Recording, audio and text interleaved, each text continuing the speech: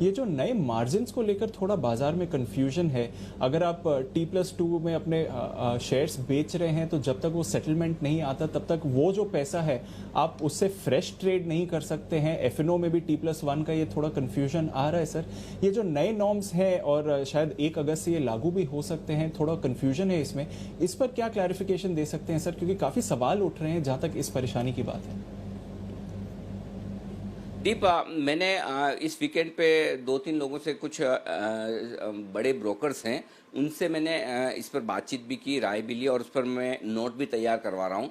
लेकिन हाँ, जो बेसिक अब तक मुझे समझ में आई, कुछ कुछ नियम ऐसे हैं जो रिटेल इन्वेस्टर्स के पक्ष में नहीं हैं, उनको मुश्किल होगी। ब्रोकर्स को तो खैर होगी, ब्रोकर्स की मुश्किल की बात अलग है। पहले मैं क्लाइंट्स और इन्वेस्टर्स की मुश्किल की बात करूँ। सपोज आपके पास में HDFC बैंक के 100 शेयर हैं, ठीक है, आपने आज बेचे हैं, ठीक है। अगर आपने आज बेचने के पहले आपने ब्रोकर को दे दिए और ब्रोकर ने उसको इस्तेमाल कर लिया तब तो ठीक है। लेकिन अगर आपने आज बेचे और आप कहते हैं मैं आज बेचकर शाम को आपको डिलीवरी ट्रांसफ़र कर रहा हूँ, ठीक है, तो ब्रोकर कल नेक्स्ट डे अर्ली पे इन कर सकता है। लेकिन अगर आपने बेचने के पहले ब्रोकर के अकाउंट में ट्रांसफ़र नहीं किए तो और अर्ली पे इन करते हैं, तब भी आप उस पैसे का इस्तेमाल नए शेयर खरीदने के लिए नहीं कर सकते जब तक कि पे आउट ना आ जाए।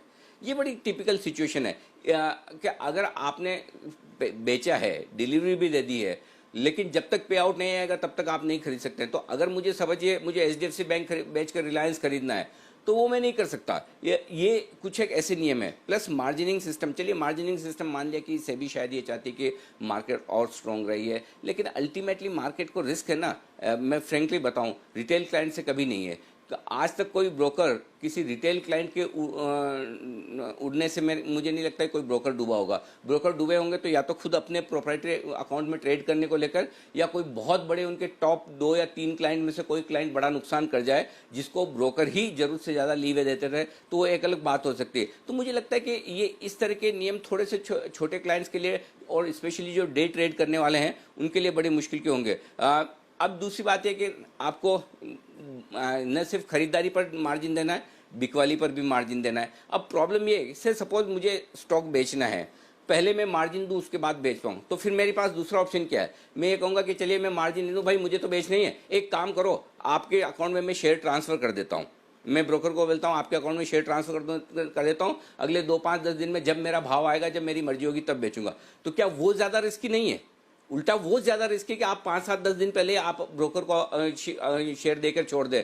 अगर ब्रोकर ने मिसयूज़ कर लिया तो मुझे लगता है इन नियमों पर एक बार थोड़ा गहराई से देखने की ज़रूरत है। शायद एनबी ने, BSE ब्रोकर्स फोरम ने प्रेजेंटेशंस भी दिए हैं, काफ़ी ब्रोकर्स ने भी सेबी को प्रेजेंटेशन दिए हैं। 1 अगस्त से लागू होना है। आई एम श्योर कि सेबी इसको देखेगी और कुछ एक बीच का रास्ता ऐसा निकालेगी जिसमें मार्केट की स्टेबिलिटी, सेफ्टी, सिक्योरिटी भी बनी रहे, क्लाइंट्स को भी मुश्किल ना हो। साथ ही पावर ऑफ अटॉर्नी के नियमों में बदलाव हुआ है। अब अगर आप कोई शेयर प्लेस करते हैं, कुछ करते हैं, अगर ब्रोकर आपके शेयरों को मार्जिन के तौर पर इस्तेमाल करता है तो आपके पास, क्लाइंट के पास OTP आएगी, वो OTP हाँ करेंगे। अच्छा, इसमें 2 ट्रांजेक्शन आपके बढ़ गए, प्लेज क्रिएट करने का, प्लेज हटाने का, और जो ट्रांजेक्शन बढ़ रहे हैं उसमें डिपॉजिटरी को तो फ़ायदा होगा, उनको तो पैसे बनेंगे, लेकिन अल्टीमेटली वो कॉस्ट क्लाइंट से वसूली जाएगी। तो अल्टीमेटली जो रिटेल इन्वेस्टर्स हैं उनके लिए मुझे लगता है कि ये नियम थोड़े से मुश्किल भरे हैं, उनकी कॉस्ट भी बढ़ेगी और डे टू डे बेसिस पर ऑपरेशनल एफिशिएंसी में भी मुश्किल आएगा। तो मुझे लगता है उस लिहाज से कुछ कुछ नियमों को चेंज करने की ज़रूरत है,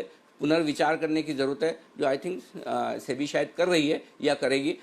हमारे संवाददाता हैं ब्रजेश मिश्रा, वो भी इस मामले में पूरी तरह से नज़र रख रहे हैं, वो बने हुए। कल मेरी उनसे भी काफ़ी विस्तार से बातचीत हुई। ये आम राय निकल कर आ रही, काफ़ी लोग ट्विटर पर भी कह रहे हैं, काफ़ी ब्रोकर्स भी कह रहे हैं, और ये भी मान रहे हैं कि ये नियम ज़्यादातर उन लोगों के पक्ष में जाते हुए दिख रहे हैं जो ऑनलाइन ब्रोकर्स है। ऑनलाइन ब्रोकर्स को फ़र्क नहीं पड़ता क्योंकि वो पहले ही शेयर की DP उन्हीं की होती है, उनके पास में शेयर के वो राइट्स होते हैं खरीदने बेचने के, डिपॉजिट से ट्रांसफ़र करने के, और दूसरा ये कि पैसे वो पहले से लिंक रखते हैं अकाउंट को। लेकिन जो ऑफलाइन ब्रोकर्स हैं, जहाँ आप जाकर ट्रेड करते हैं या फ़ोन पर ट्रेड करते हैं या आपके ऑनलाइन अकाउंट्स नहीं हैं, उन ब्रोकर्स के लिए ये डेफिनेटली नेगेटिव है। तो उस लिहाज से भी मुझे लगता है कि इस पर पूरी एक होलिस्टिक व्यू लेना चाहिए और देखना चाहिए, सारे पक्षों को, संबंधित पक्षों को बुलाकर बात करें, देखें कहाँ एक्चुअल प्रॉब्लम्स हैं। लेकिन अगर ये नियम लागू हैं तो एक बात पक्की है दीप, वो मानकर चलिए कि कैश मार्केट के वॉल्यूम्स बहुत तेज़ी से 1 अगस्त से गिरेंगे, इसमें कोई डाउट नहीं है। और अगर आपका ब्रोकर, मेरी सारे